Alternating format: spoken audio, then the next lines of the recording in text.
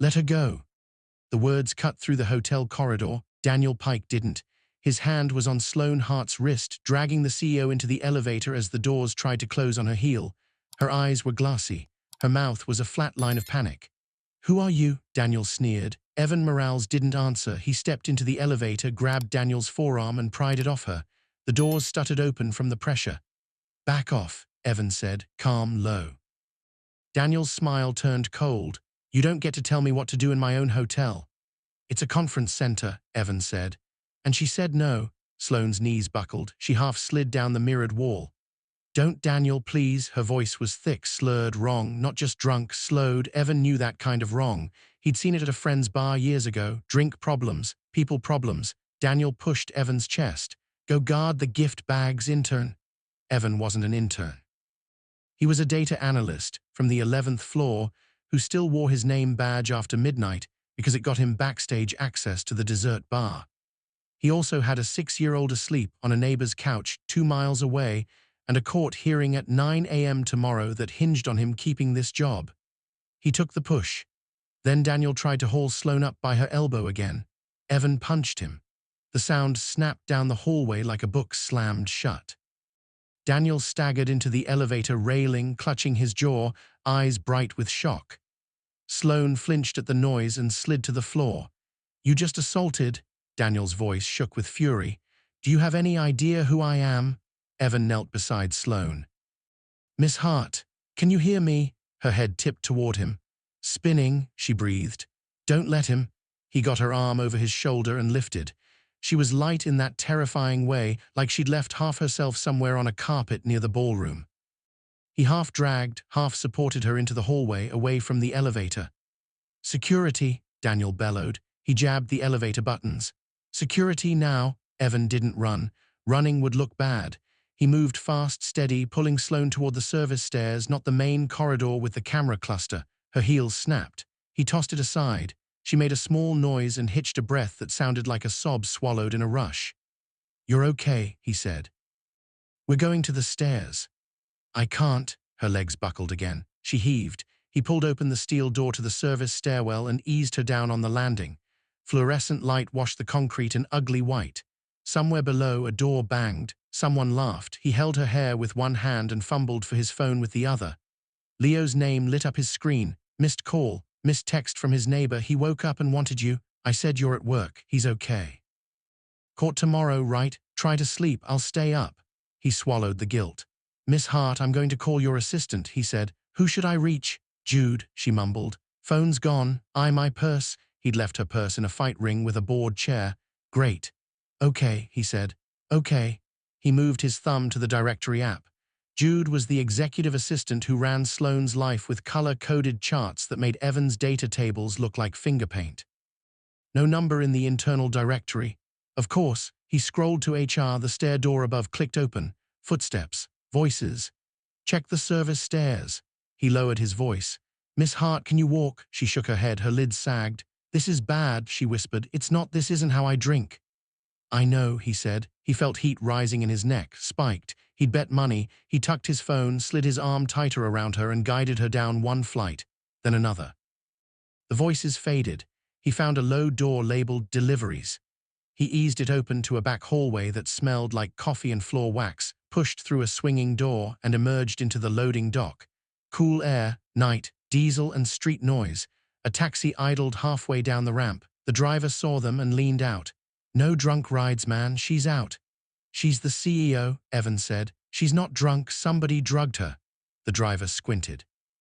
"That security will eat you alive." "Will you take her to St. Vincent's?" Evan asked. "I'll ride along. I'll pay." "I got a fare in 3 minutes." Evan pulled his wallet. "Nothing near enough. Rent, court, school shoes had eaten the month already." "I can pay," came a small voice. Sloane's eyes fluttered. She fumbled at her coat. "No purse," she added, annoyed by the fact even like this. She wanted to be a person, not a problem. Her hand shook. Her jaw clenched. Evan stood in the loading dock with a CEO sliding toward unconsciousness and a board chair hunting for him upstairs. His son would be asleep, small hands curled under his cheek, wearing the dinosaur pajama top with the missing button. He made a decision. He tugged off his lanyard and handed it to the driver.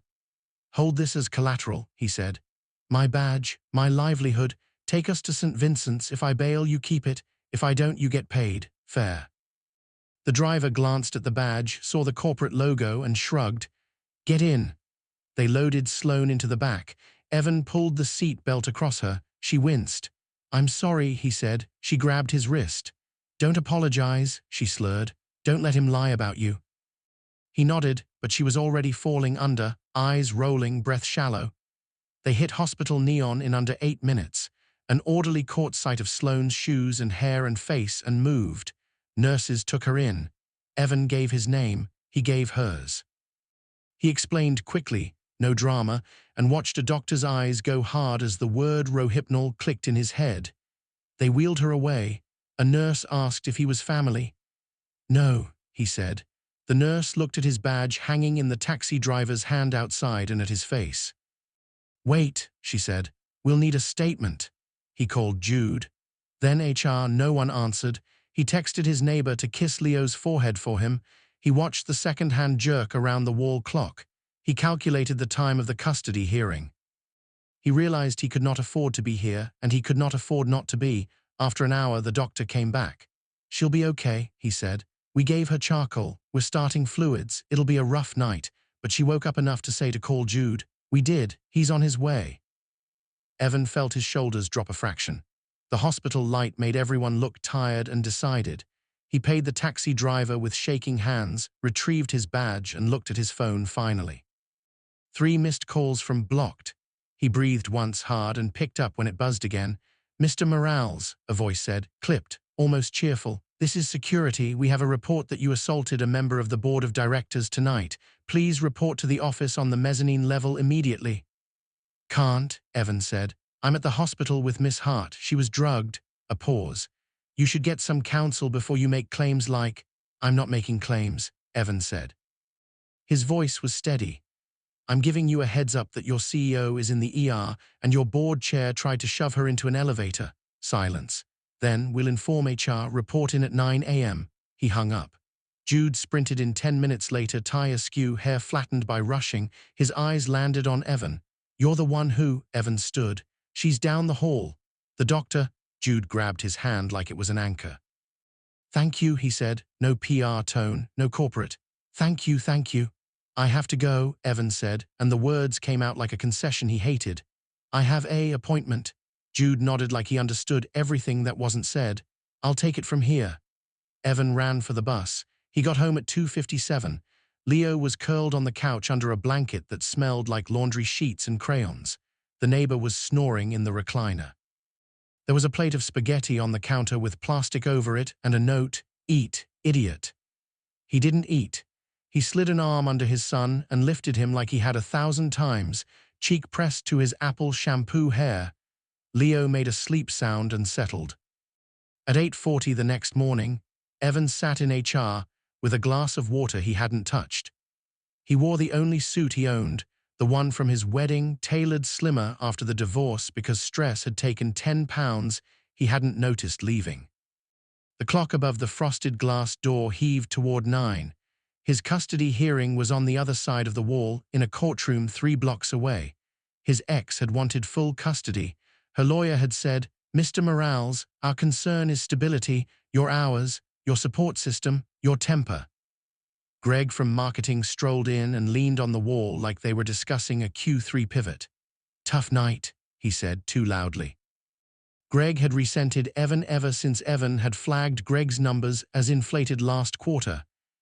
Greg had smiled through the cut to his bonus and promised he'd remember. Sit, Priya from HR said, not looking at Greg. She was brisk, competent, tired. She closed the door. Daniel Pike was already there. He had a bruise ghosting on his jaw. He held ice against it with the ease of someone who'd held ice against bruises before. He did not look at Evan. We need to talk about what happened, Priya said. Daniel has filed a complaint. I want him terminated, Daniel said, calm, dangerous. He assaulted me, he cornered me, he dragged Sloane somewhere, God knows where, and then he's inventing some story to cover it up. Evan sat very still. He wasn't going to give them a soundbite. He wasn't going to say anything without a lawyer, but he couldn't afford a lawyer, and he needed to be in a different building in 19 minutes. Greg made a sympathetic mouth. We all had a lot to drink. You know how the gala goes. Do not characterize last night, Priya said. Facts only. Fact, Daniel said. This employee attacked me. Fact, Evan said finally. Miss Hart was drugged. I got her to the hospital. The door opened. Conversation snapped off. Everyone in the room stood because muscle memory did that when the CEO walked in. Sloane stepped through the glass door in yesterday's dress and a blazer thrown over it. Her hair was in a knot. There was a hospital band still on her wrist. Her eyes were clear. They were also done with everyone. She set a folder down on the table. Her hands did not shake. Good morning, she said. Greg started to smile. Sloane, I'm so glad you... I'm not glad, she said, and the smile died on his face. Sit down. They sat. She looked at Priya. Play it. Priya blinked. Play what? The hallway feed from outside Ballroom C, Sloane said, and the elevator camera. Priya hesitated. Daniel opened his mouth. Sloane's eyes cut to him. He closed it. We pulled the footage at 4 a.m., Jude said from the doorway. He stood there with a tablet and grief on his face disguised as efficiency. Priya took the tablet. The room filled with silent blue-tinted images. There was the corridor. There was Daniel, hand on Sloane's wrist. There was Sloane stumbling. There was Evan stepping in. There was a slap of movement. There was Daniel stumbling into the rail. There was Sloane sliding down like gravity had changed its mind. The audio was rough but enough. Let her go, Evan said. You just assaulted. Do you know who I am? Back off. She said no. Security. The video cut to the elevator. It showed nothing once the doors closed, but the hall feed covered enough. Sloane didn't look away. Pause, she said. The frame froze on Daniel's hand. Miss Hart, Daniel said smoothly, this is taken out of context. He misunderstood. I threw up charcoal last night, she said. That is context. I had 2 drinks. My blood work says I don't remember most of the night because someone decided to take away my choices. That is context. Do you have any context, Daniel, that makes this frame look like anything but what it is? Daniel's cheek twitched. People will draw conclusions. For your sake, let's not. For my sake, Sloane said. For my sake, we're going to stay with the facts. She opened the folder. She slid a printout across to Priya. Bar tab from last night. Payment at 10:37 by corporate card ending in 1183. 10 drinks. 2 of them mine. 1 of them apparently not a drink. Priya scanned. 1183 is... She stopped. Her eyes flicked up. That's not Daniel's card. Greg made a small choking sound. There are lots of 1183s. It's your department's petty card, Greg, Sloane said. Signed out under your login at 6 p.m. Greg's eyes darted. Sweat gathered just below his hairline. Everyone uses the petty card at events. It's communal. And you tipped $400, Sloane said. Cash back at the bar. That's on the receipt too. Funny night to be generous. He stood. This is insane. You're trying to make me your scapegoat. Daniel, tell her. Daniel held his ice pack. Thought, chose, let's not turn this into a witch hunt, he said smoothly. We need an internal investigation. We'll have one, Sloane said. But it is not going to be about whether a junior analyst assaulted you when you were restraining me. It is going to be about why your hand was on me and why my drink was tampered with and why a marketing manager signed out a petty card and handed a bartender hundreds of dollars in cash. Greg went blotchy. I didn't tamper with anything. The bartender is currently in an interview room, Jude said. Security notified the hotel. He's been on thin ice before. He says a man slipped him cash to make someone tipsy. He says he didn't know it was you, Sloane, and he's willing to return the money. He's also willing to describe the man who paid him. Greg swallowed. Sloane's voice softened, which somehow made it worse. You had a target, Greg. It wasn't me. Greg stared. Then he laughed too high, too fast. This is ridiculous. You wanted Evan gone, Sloane said. You wanted him out because he flagged your numbers. You told people you'd make him scream. You told your team he wouldn't survive the quarter. Silence settled in the room like dust. I wanted him fired, Greg said finally. He humiliated me in front of my team. And so you tried to create a night where if he put his hands on me, he would lose everything, Sloane said. If he did nothing, you would spread rumors. Either way, you'd get your petty revenge. Greg's mouth opened, closed. He looked at Daniel. Help me. Daniel stared back at him, calculating 1,000 angles in a heartbeat, choosing the one where he kept his jaw intact. "I'm going to call the board," Daniel said. "We need to contain this." "You need to resign," Sloane said. Her face didn't change. "If you don't, I will go to the press with my hospital report and the footage of your hand on my arm and every message you ever sent to Jude about late-night strategy. Try me." Daniel held her gaze. He saw something that said she meant it. He smiled, the ugly kind. "You think you can do this job without me?" "I think I can do this job without pretending things didn't happen," she said. "We're done pretending." Priya cleared her throat. "We will suspend both Mr. Pike and Mr. Holcomb." "Greg," Sloane said. "His name is Greg." "Greg," Priya continued, "pending investigation. Mr. Morales, you are not under investigation. Consider yourself cleared." Evan let out a breath he hadn't known he was holding until it made his hands shake a little. Sloane turned to him. Her voice changed, not softer, just true. "You saved me last night," she said. He shrugged because he didn't know where to put his hands. "Anyone would have." "No," she said, "not anyone, and certainly not everyone at 2 a.m. when it could cost them their job and their court case at 9. His head snapped up. "How? I read your file on the way here," she said. "You were late to work 3 times last month because your sitter fell through. That's in there. Your custody hearing is this morning. That's in there. The PIP Greg put you on is in there. What's not in there is that you took a punch from a board member to get me out of an elevator." He looked at the clock without meaning to. 903. "Go," she said. "We'll reset your hearing. We'll call the judge, Jude." "Already did," Jude said. "Continuance granted. Child first, court later." Evan stood on legs that didn't feel like his. He glanced at Daniel, at Greg, at Priya. He met Sloane's eyes. "Thank you," he said. It felt small for what had just shifted under his feet. "I'm not going to pretend I forgot," she said. "Go take care of your son." He did. Outside, the sky was as ordinary as dishwater. Buses groaned. People shouted at cabs. Evan walked, then ran, then slowed because he didn't want to be the dad who burst into a courtroom sweating. He texted his neighbor. He took Leo for pancakes in a diner with sticky menus and a waitress who called Leo Champ. He breathed for the first time since the elevator doors bumped his shoulder. He thought it was over. It wasn't. At 3, the police came to his desk with a summons. He hadn't even had time to absorb being not fired.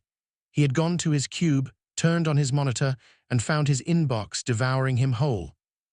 He had thought, stupidly, that this was the life he wanted, numbers and clear answers and a decent chair. Then 2 officers arrived and asked his name like it was a test. "Mr. Morales," the taller one said, "you need to come with us. There's a charge of assault filed by Mr. Daniel Pike." Evan looked at his hands. He pictured his son's lunchbox. He pictured the fact he had nothing to pay a lawyer with. He didn't say anything. He stood. He followed. Halfway down the hall, a door clicked. He turned. Sloane stepped into the corridor. "Hold on," she said to the officers. "Detective H. Wang is waiting upstairs with me. Mr. Pike isn't the only one filing, and the hospital paperwork is part of it." The officers exchanged a look. One of them tilted his head. "Ma'am, I filed a criminal complaint this morning," she said, "against whoever drugged my drink. There's footage, there's a toxicology report, and there's a bartender singing opera. We're not doing this piecemeal." They hesitated because she wasn't a judge, but she was a problem if they didn't. "Please," she said. The please had an edge. It was a blade with a ribbon tied on it. They went upstairs. Detective H. Wang had a face like an unmade bed and eyes that missed nothing. He took statements. He watched the footage again. He listened to the bartender describe a man who fit the description of someone who fit the job Greg did. He listened to Daniel's lawyer talk in loops until he ran out of breath. He listened to Evan say quietly, "She said no." At 5, Greg was escorted out. At 6, Daniel issued the kind of statement that had been written in a bathroom stall on a phone, stepping back to focus on family. At 7, Leo drew a picture of his dad with a cape and insisted his dad put it on the fridge. And the next morning, in the all-hands meeting, Sloane walked onto the stage with no slides. There was a hum in the room. People had heard. People always did. Rumors had a speed email couldn't match. She didn't clear her throat. She didn't smile. "Something happened this weekend," she said. "No script." Someone tried to make a woman into a story that would help a man. It didn't work. Silence landed. It stayed. I was drugged at our gala, she said. I'm okay. There's a process happening and we'll respect that. Here's what I won't respect, pretending it didn't happen or letting the person who tried to help be punished for it. Evan Morales did what decent people do. He said no. He intervened. He got me to a hospital. He did the right thing.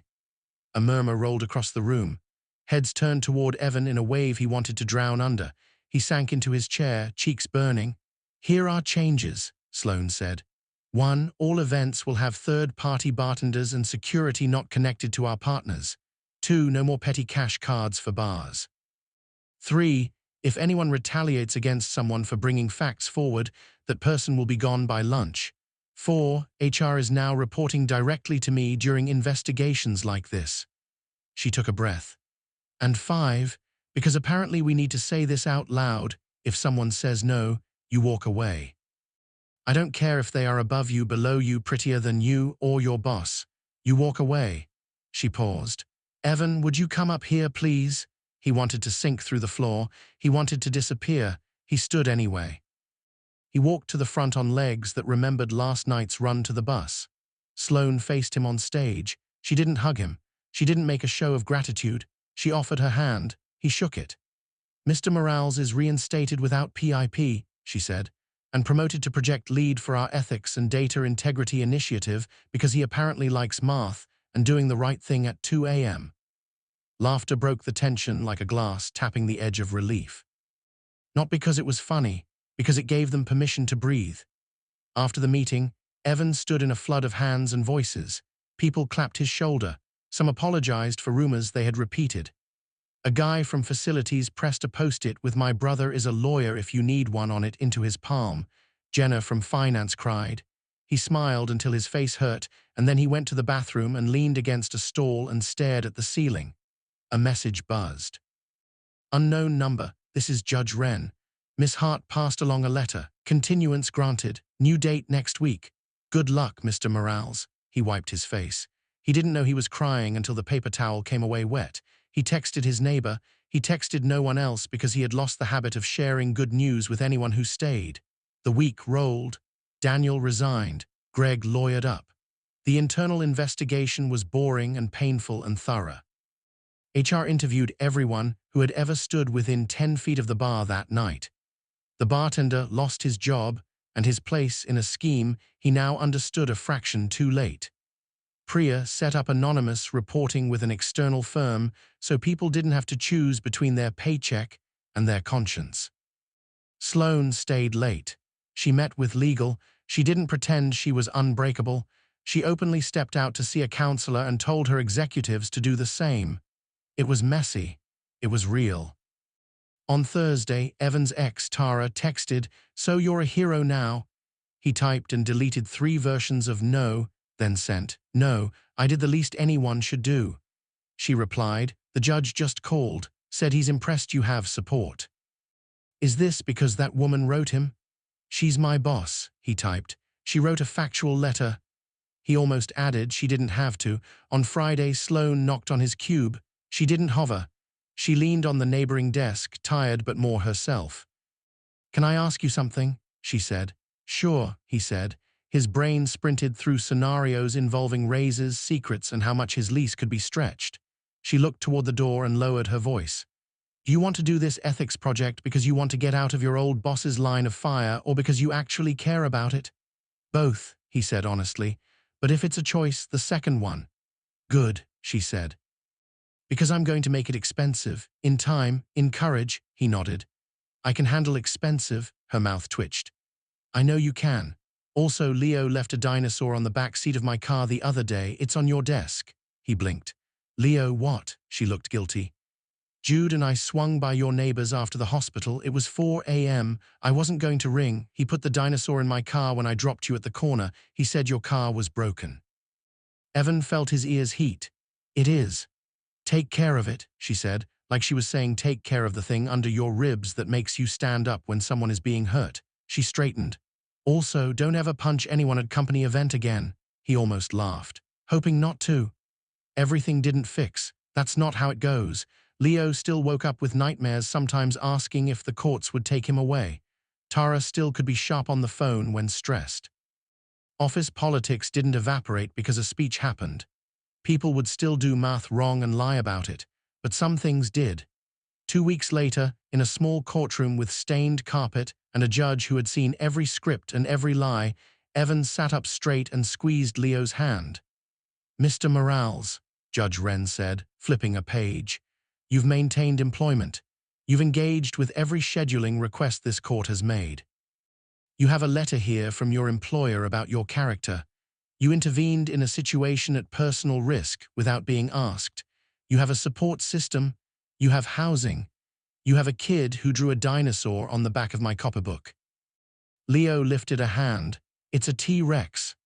The judge looked over his glasses, noted, something eased in his face. "Joint custody continues. Expanded weekends. Miss Ortiz, you will not disparage Mr. Morales in front of the child. That goes both ways." Motion to restrict Mr. Morales's access based on alleged instability is denied. Tara blinked. She had expected a fight today. She had brought one. It deflated in her hands. She nodded. "Okay."